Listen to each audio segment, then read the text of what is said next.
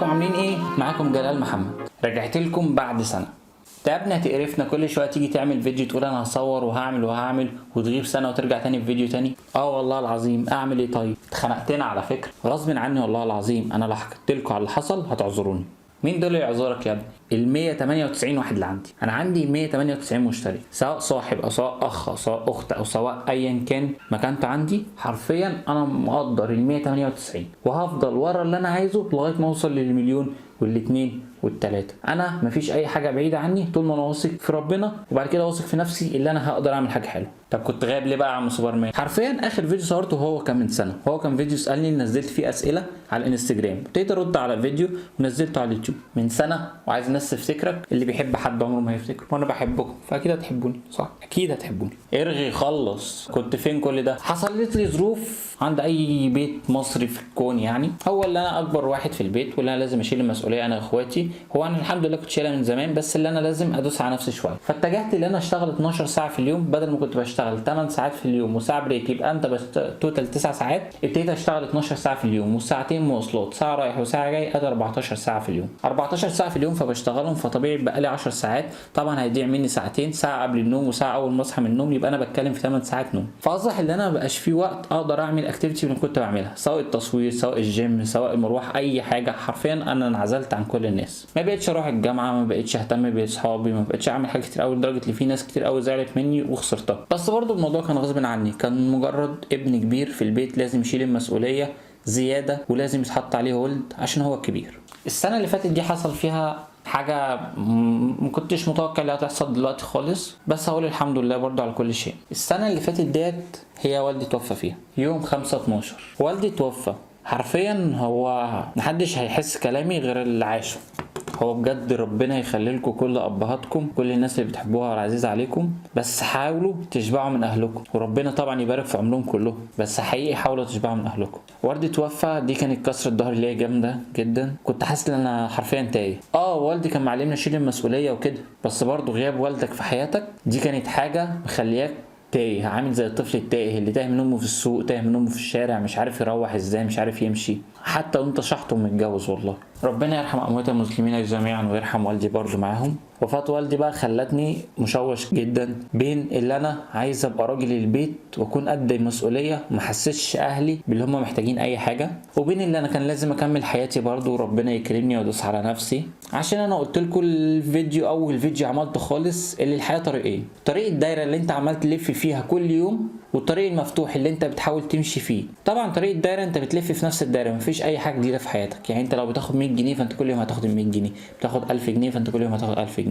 مفيش اي حاجه جديده، مفيش اكتيفيتي، مفيش تقدم، مفيش طلوع سلم، مفيش نزول، مفيش اي حاجه.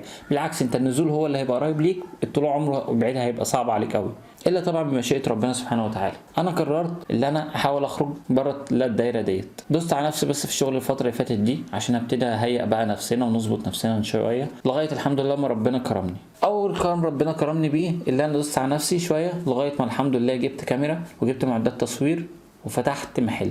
الخطوه دي كانت بعيده قوي عليا، بس كان لازم اعملها، بس برضو كان لازم اعملها عشان اثبت لنفسي اللي انا قد اي تحدي، واللي انا زي ما عملت حاجه هعمل 2، هعمل 3، هعمل 4 بعد توفيق ربنا طبعا سبحانه وتعالى ليا. فانا قررت الحمد لله اللي انا اجيب الكاميرا واجيب المعدات وافتح المحل، وقررت اعمل كل حاجه بايدي. يعني حرفيا انا كنت بعمل يافطه بايدي، كنت بدهن بايدي، انا اللي محر المحل، انا اللي مظبط له الكهرباء، مغير له الكهرباء كلها، مظبط له كل حاجه حرفيا ودهنه، مظبط له كل حاجه حرفيا ودهنه بايدي. انا حبيت اعمل كل حاجه بايدي عشان احس ان انا تعبت فاحافظ على تعبي ده. لما انت بتعمل حاجه بايدك انت حرفيا حاجه تانية خالص لو الحاجه دي جايه لك كده على الجاهز. فانا الحمد لله من طباعه اليافطه لعمل البرواز لعمل المحل لعمل كل حاجه عملتهم في المحل، والرفوف اللي جوه وجبت رفوف باضاءه زي ما انتم شايفين كده. الحاجات دي كلها انا اللي عاملها بايدي وبافكاري. المحل ده مش بتاعي لوحدي، المحل ده طبعا بتاعي انا واخواتي، وبرده صاحبي اللي هو يعتبر اخوي امير، اللي هو ان شاء الله برده يعتبر شريكي، ويعتبر اللي احنا في حاجات كتير قوي رسمينها لبعض وان شاء الله نكمل فيها. الحاجات دي كلها طبعا المحل دوت يعتبر استوديو، وبرده مش مقتصر على التصوير بس، تصوير دعايه واعلانات، ضايف فيه براويز بس بافكار جديده. هسيب لكم برده اللينك بتاع الانستا عشان تخشوا تبصوا على البراويز اللي انا بعملها. حاولت اعمل حاجات مختلفه، حاجات تقدر تساعدني، حاجات تبقى مختلفه لما حد يشوفها يحسها مختلفه. الموضوع معايا مش اللي انا اقلد حد وخلاص، الموضوع معايا اللي انا اعمل حاجات مختلفه في اي مجال، عشان ده اللي بيميزك بعد كرم ربنا سبحانه وتعالى، اللي انت لازم تكون مميز عن غيرك، وغيرك مميز برضو عنك. فكل واحد لما يبقى مميز في حاجته ساعتها ربنا هيبعت له الرزق. ودي الحاجه اللي انا كنت بحاول اعملها. الحمد لله ربنا كرمني وخلصت المحل على خير وفتحته وابتدى يشتغل.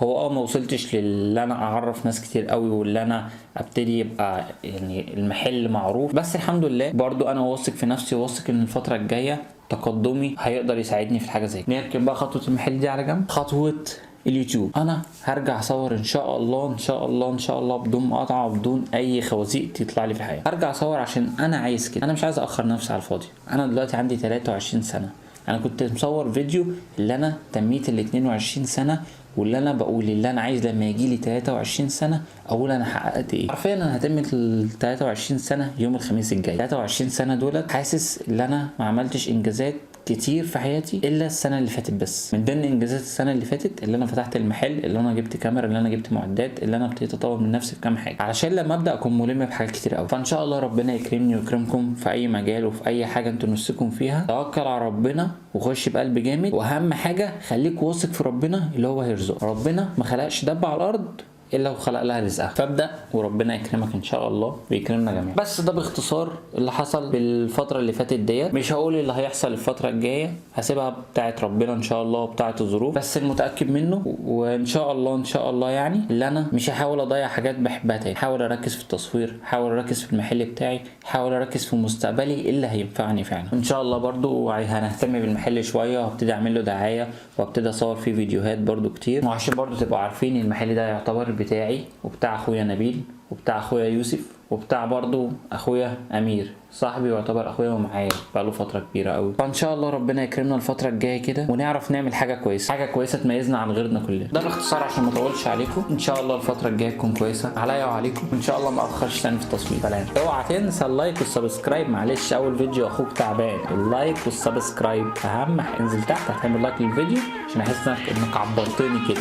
هي حاجه مش والله اللايك ده ما بياخدش من الجوائز بتاعتك على فكره، فاعمل لي لايك هكون انا فرحان. خد بص.